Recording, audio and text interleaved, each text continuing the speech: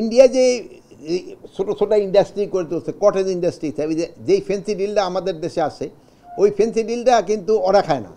এটা শুধু আমাদের দেশে পাচার করার জন্যই কিন্তু এই ফেন্সি ডিলটা ওরা তৈরি করে থাকে। এটা ওরা বললে, আমরা যে সময় বলি সেই সময় ওরা অস্বীকার করে যে না। একসময় দেখছেন আমাদের দেশেও কিন্তু ফেন্সি ডিলটা বাচ্চাদের এই পেটে ব্যথা ট্যাথা হলে কিন্তু কাশি খাওয়াতো, কিন্তু পরে দেখা গেল যে না, ওই যে একটা এই সাপের মতো এরকম একটা থাকতো ছবি।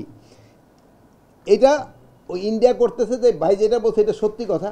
এই জন্য আমি ওই বিজিবি আপনাকে সেদিনও বলছি এই কথাটা, বিজিবি সৈনিকদের অ্যাড্রেস করার সময় সবসময় বলতাম, তোরা যদি একটা এই ছেড়ে দিয়ে কি বলে এই ফেন্সি ডিল হয়তো 100-200 টাকা করে পাচ্ছ, বাট এই ফেন্সি ডিলটা তোমার ছেলে মেয়ে বা তোমার কোনো আত্মীয় স্বজন খাবে, তুমি সেই সময় টের পাইবা যে তুমি কি অন্যায় করছো। এটা আমাদের কিন্তু সমাজের সব শ্রেণীর লোকেরই বুঝতে হবে। এটা শুধু আইন শৃঙ্খলার বাহিনী না, যেটা শুধু আইন শৃঙ্খলা বাহিনীর থেকে হয়তো কিছু কিছু বাট অন্যরা যারা ক্যারি করতেছে, আর যারা আছে কি জানি বলে গডফাদার, তারা কিন্তু আবার ওই হোটেল ইন্টারকনে বয়ে রয়েছে, এটা আবার আমগোর সাথে চা খেয়ে থাকে, এরা আবার দেখুন আমগোর সাথে ঘোরাফেরা করে। আমি এই জন্য বলছি যে ক্ষেত্রে আপনাকেও কিন্তু প্রপার অ্যাকশন নিতে হবে। আমরা খালি কেরিয়ার গই ধরতে পারি, কিন্তু গডফাদারদের কিন্তু খুব একটা ধরতে পারতেছি না। আপনাদের যেইভাবে হোক এই গডফাদারদের ধরতে হবে। আপনারা চাচ্ছেন যে হাতিয়ার দেওয়া, আপনাকে হাতিয়ার দেওয়া হয়েছে, আপনারা এই যে 1400 কোটি টাকার এটাও দেওয়া হইলো, তারপরে আপনারা আর কি বলছে সংখ্যা বাড়ানোর ক্ষেত্রে এইটাও করা দিব, কিন্তু আপনারা গডফাদার ধরতে হবে। এই কেরিয়ার ধরে কিন্তু লাভ নাই, গডফাদার না ধরলে এটা পুরা বন্ধ হয়। আর মিয়ানমার সেক্টরে আমরা অনেক দিন যাবৎ বলছি, আমরা তিনজনই ইনফ্যাক্ট যাওয়ার কথা ছিল, যে ওই এলাকা দিয়া কিন্তু এটা সবচেয়ে বা বেশি আসছে, এবং একটা মানে অন্য দেশের একটা যেই হোক বাহিনী হয়, তারা কিন্তু পুরা নির্ভর করতেছে এইটার উপরেই। এটার থেকে তারা আয় করে তারা একটা তাদের ঘর সংসার এবং সব চালাচ্ছে। এখন এই জন্য এটা কীভাবে বন্ধ করা যায় আমরা চেষ্টা করে যাচ্ছি, কিন্তু হ্যাঁ আমরা যে বলবো যে আমরা খুব সফল হচ্ছি তা না। আপনারা অনেক সময় নামও জানেন যে বদি সাহেব, হ্যাঁ বদি, এরকম ধরনের অনেক বদি হয়ে গেছে, এখন অনেক বদি হয়ে গেছে। এখন এইগুলিরে কিভাবে ধরা যায়, এগুলি আপনাদের সাহায্য সহযোগিতা লাগবে। আপনারা এই মাদকের উপরে ভালো ভালো ফিচার করেন, যদি ওইরকম করেন এবং কিছু নাম ঠাম দিতে পারেন, যেহেতু আপনাকে তো একটা ইন্টেলিজেন্স আমগো থেকে আরও বেশি কাজে করে, এই জন্য খুব ভালো। ভাই একটা আঙ্গুল উঠেছে একটা বলেন। ঢাকা সিটিতে আমাদের যে এখানে সে মাদকের যে ভাইরা আছেন, আমি আপনাদের অনুরোধ করব, আমাকে যেন মাদক শক্তি নিরাময় কেন্দ্রে যেতে না হয় ওই ব্যবস্থা আমাদের করতে হবে। এই জন্য আমাদের সাংবাদিক ভাই বোনদেরও আমি অনুরোধ করব, আপনারা এটা প্রচার করতে হবে। যেহেতু আপনারা এটা প্রচার করতে হবে যে মাদক দেশের জন্য একটা বড় শত্রু। আমাদের দুইটা বড় শত্রু, একটা হলো আমাদের দুর্নীতি, আর একটা হলো আমাদের এই মাদক। এই মাদক আমরা কিভাবে মাদক থেকে আমরা মুক্তি পেতে পারি এই সম্বন্ধে আপনারা সবাই একটু সচেতন করতে হবে। এই বিভিন্ন অনুষ্ঠান করে আমরা সবাই সচেতন যেমন করতেছি, কিন্তু আপনাদের হাত কিন্তু এর থেকে অনেক অনেক বেশি শক্তিশালী। আপনারা যদি একটু সক্রিয় হন, একটু এদিকে খেয়াল রাখেন, তবে আমাদের এই মাদক কিন্তু নিয়ন্ত্রণ করা সম্ভব। এই মাদক শক্তি নিরাময় কেন্দ্র করে সমস্যা সমাধান করা যাবে না। মাদক যেন বাহির থেকে ঢুকতে না পারে, এবং যারা ঢোকার সাহায্য করে তাদেরও সংবাদ যদি আমাদের দেন আমাদের জন্য ভালো। এটা যদি আমাদের বাহিনীর লোকও যদি ইনভলভ থাকে আপনারা অবশ্যই দিবেন, আমরা তাদের বিরুদ্ধে আইনানুগ ব্যবস্থা নিব। এই মাদক আমাদের এই সব সমাজে, আমি সেদিন কারা পরিদর্শনে গেছিলাম, ওখানে দেখলাম এখন আমাদের ভাই বোন ছেলে মেয়ে সবাই ইনভলভ হয়ে গেছে। এখন একটা ভাই বোন ছেলে মেয়ে সবাই, এবং সব স্তরের মানে উঁচু শ্রেণীরও রয়ে গেছে, মধ্যম শ্রেণীরও রয়ে গেছে, এবং গরিব শ্রেণী তাদেরও রয়ে গেছে, সব ধরনের থেকেই রয়ে গেছে। আর একটা খেলে হলো কি, যদি আপনারা উৎস এটারে না আমরা করতে পারি, তো বড় সমস্যা হচ্ছে মাদক শক্তি নিরাময় কেন্দ্র, এটা কিন্তু কষ্ট অনেক বেশি। গরিবদের পক্ষে কিন্তু এটা চালানো মানে একটা কেউ হয়ে গেলে খরচ বিয়ার করাটা, মধ্যম শ্রেণীর লোকে কিন্তু খরচ বিয়ার করাটা অনেক কষ্টকর। আমি আপনাদের কাছে হয়তো জিজ্ঞেস করবো না একটার জন্য কত টাকা খরচ হয়, ওইটা জিজ্ঞেস করলে হয়তো আপনারা আবার লজ্জা পাবেন, আবার হয়তো আপনারা বলবেনও না, আবার ইনকাম ট্যাক্স ঝামেলা আছে বহু কিছু। আমি এই জন্য আপনাকে কোনো কিছু এটা জিজ্ঞেস করবো না, কিন্তু আপনারা ওই নিরাময় কেন্দ্রে যাওয়ার আগেই যেন ব্যবস্থা নেওয়া যায়। আর আপনাকে নিরাময় কেন্দ্র সম্বন্ধে আমাদের হলো যে আমাদের এতদিন ছিল আমাদের 4টা, একটা ছিল শুধু ঢাকায় 139 না কতজন জানি পারতো, 124, ওটার আমরা 250 শয্যা বিশিষ্ট করতেছি।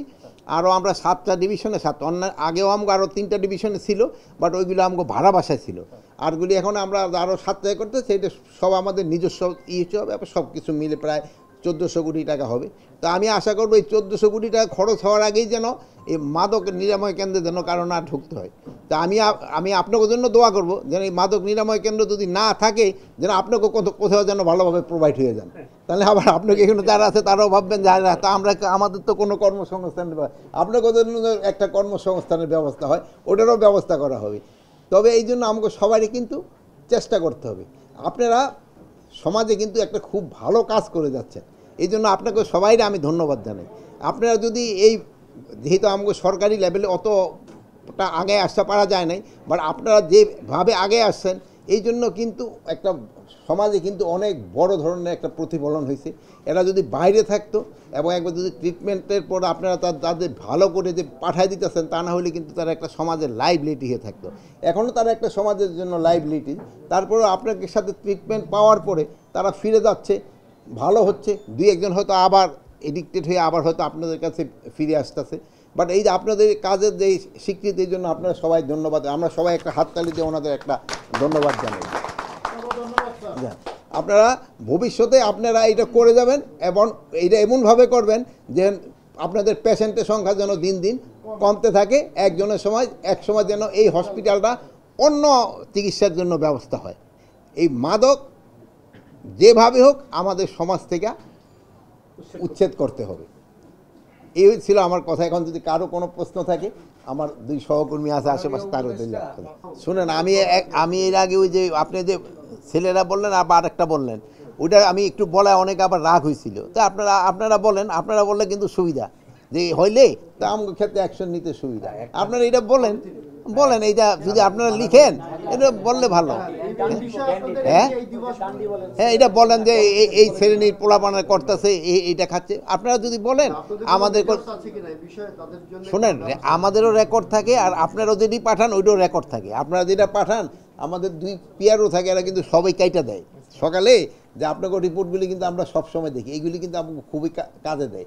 আপনাকে ওই যে আমাদের কনসার্ন যেটা শেষ করি নাকি, একটা বিষয় হলো যে আপনারা তো সবসময় দাবি করেন বা ওনারাও দাবি করেন যে মাদকের বিস্তার আস্তে আস্তে কমে আসছে, এবং যদি কমে থাকে তাহলে সেটার যদি পরিসংখ্যানটা একটু বলেন আমাদের। যে না, আমি কোনোদিন না, আমি কিন্তু কোনোদিন দাবি করি নাই। মাদকের ক্ষেত্রে আমি বলছি 2টা জিনিস আমরা কন্ট্রোলে আনতে পারি নাই, একটা হলো মাদক আর একটা হলো দুর্নীতি। আমি কিন্তু এই 2টার ক্ষেত্রে কোনো দিনই বলি না। আইন শৃঙ্খলার পরিস্থিতি ভালো, কিন্তু মাদক আমরা কমে আনতে পারছি, এটা আমি কোনো দিন বলিনি। আমি ভাইয়েরা তো অনেকটা আছে, আমি কোনো দিনই এই কথাটা কোনো দিন বলি নাই। যেহেতু এটা আপনাকে সাহায্য এবং সহযোগিতা দরকার, এটা কমায় আনতে হবে। হ্যাঁ,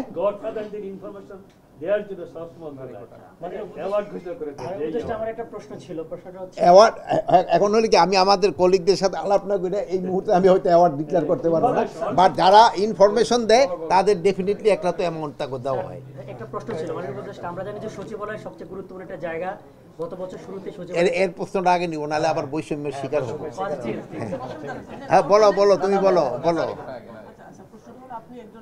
এই আইন শৃঙ্খলা বাহিনীর ক্ষেত্রে জড়িত করতে পারবে একজন একেবারে উচ্চ পদ এক অফিসারকে আমরা অলরেডি কিন্তু ক্লোজ করছি। মোস্ট প্রবাবলি কিছুদিনের মধ্যে সে কাশিমপুর অথবা ঢুকে যাবে, কেরানীগঞ্জ এক জায়গায় ঢুকবে, তার জায়গা ওখানে হবে। এইটা আমি এখন বলবো না, যেহেতু যতক্ষণ পর্যন্ত না ঢুকে আপনার কাছে এখন বুঝা দিলে সে আরও ভাইগে যাবে। আমরা এখানে কোনো রাজনীতি না, এই জন্য আপনাদের কাছে আমার একটা অনুরোধ, আপনারাও কিন্তু নামটা দিতে পারেন। আপনারা যদি ইনফরমালিও যদি নাম দিতে পারেন ডিজি মহোদয়ের কাছে বা সচিব মহোদয়ের কাছে বা খোদাবাজ ভাইয়ের কাছে বা আমার কাছে। দায়বদ্ধতা মানে আমরা জনগণের কাছে দায়বদ্ধ না, আমরাও জনগণের কাছে দায়বদ্ধ। আমরা সরকারদের কাছে, আমরাও সব তো জনগণের সাথে দায়বদ্ধ। এখন তো কোনো প্রশ্রয় আসছে না, প্রশ্রয় আশ্রয় পাচ্ছে না, এটা সত্যি। কিন্তু এইটা একটা বেধি, কিন্তু আগের থেকে কিন্তু ধরা হচ্ছে বেশি। আপনারা যদি দেখেন ধরা কিন্তু আগে বেশি হচ্ছে, কিন্তু কিন্তু আমার মনে হয় না যে খুব একটা কমে। দেখেন না যে নতুন নতুন আবিষ্কার হইতেছে, নতুন নতুন ছেলেমেয়েরা এটার সাথে ইনভলভ হয়ে যেতেছে। ওই যে আমি কারা একটা কথা বলছিলাম, আপনারা আবার এটা মানে মিস ইন্টারপ্রেট করছেন যে না, আমি বলছি যে এখন এই যে কথাটা উনি বললো ওই কথাটা কিন্তু আমি সেরকম বলছিলাম। আজকে কে জানি বললো ওই যে বাচ্চা আমার একটা প্রশ্ন ছিল এই রিলেটেড, সেটা হচ্ছে যে আমরা জানি যে সচিবালয় গত বছর একটা আগুন লেগেছিল, তারপর থেকে আপনার সচিবালয় নিরাপত্তা একটা কনসার্ট ছিলেন। গতকাল রাত্রে হচ্ছে 8টা থেকে 8:30টার দিকে এখানে একটা সংঘর্ষের ঘটনা ঘটছে সচিবালয়ের মতো জায়গায়। আমরা যদি 6টার দিকে বন্ধ হয়ে যাওয়ার কথা, 8টা থেকে এত রাত্রে তারা কর্মচারী না এখানে কর্মচারীরা কিছু সংখ্যক থাকে হলো, ধরেন যে তারা ওই যে ইগুলি করে যে কি জানি বলে হোটেল আমাদের খাওয়ার যে এখানে ব্যবস্থা থাকে যেটা আমাদের কিছু সংখ্যক লোক তো থাকে 5টা 6টা ক্লোজ হয়ে যাওয়ার পরও তাকে এইগুলি ক্লোজ করে যাইতে একটু সময় লাগে। আচ্ছা, আর কারো কোনো হ্যাঁ সংঘর্ষ কি হয়েছে? ও আমি এটা অবশ্যই ডিটেল বলতে পারি না। আমি কিছুক্ষণ আগে ঢুকছি, আমি 2 অনুষ্ঠান করি। সরি স্যার, আপনাকে আমরা এই যে আমাদের সহকর্মীরা বললেন সচিবালয়ের মতো একটা জায়গায় মারামারি হয়েছে, হাসপাতালে গেছেন, এই ব্যাপারে পুলিশও মোটামুটি করছেন, কিন্তু বিষয়টা আপনি অবগত না, এটা সবচেয়ে আশ্চর্য। না আমি একটু শুনছি হয়েছে, বাট আমি শুনছি হোটেলের হয়েছে, বাট ডিটেলটা আমি ক্যান্টিনে দখল নিয়ে আর কি। আমাকে তো দখল বাণিজ্য সব জায়গায় দখল হইল বড় সমস্যা। আরে শুনেন ভাই, আপনারা শুনেন, আপনি তো দখল বাণিজ্য শুনেছি, মানে এখন একটু আগের দিকে কমে আসছে। ওই আপনাকে কই দোষ নেই, মালিকের না সবার জন্য নাস্তার ব্যবস্থা আছে, নাস্তার ব্যবস্থা সাংবাদিক ভাই সবার জন্য নাস্তা আছে। আপনি কইছেন আগে নাস্তা খাও না, নাস্তা সবাই নাস্তা খেয়ে